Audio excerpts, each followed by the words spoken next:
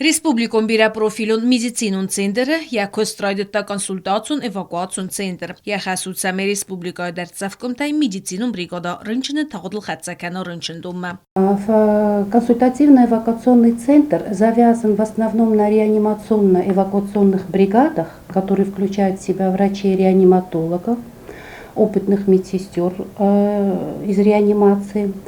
Сюда же включается приемный покой, разумеется. И на основании их слаженных действий наши пациенты сейчас имеют возможность получить медицинскую помощь в экстренном порядке, в сжатые сроки. Консультацион эвакуацион центр якост невесел кайрадета уолзурагу фестог рестаж Ленингор районы церынчын иркутовой. Ленингор районы дартқау чорчухай фензай фонза з Джемал Балхамишвили ирластой поселу черынчын донма. Фонз буны дәргі яқсын әтсәді стуг, әмә яваварку февзардар вәдә яхивәті ирластой Ленингор рынчын донма. Ленингорын бакуты фитсагухыз әмәстай рынчыны реанимобилел ирластой цхимбалы республикон бира профилон медицинун центрма.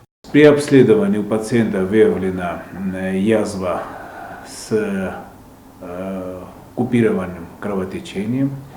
На момент поступления состояние пациента было тяжелое, низкий гемоглобин. Если в норме не менее 120, у пациента гемоглобин был 33 грамма на литр. Это очень низкий. Давление было низкое.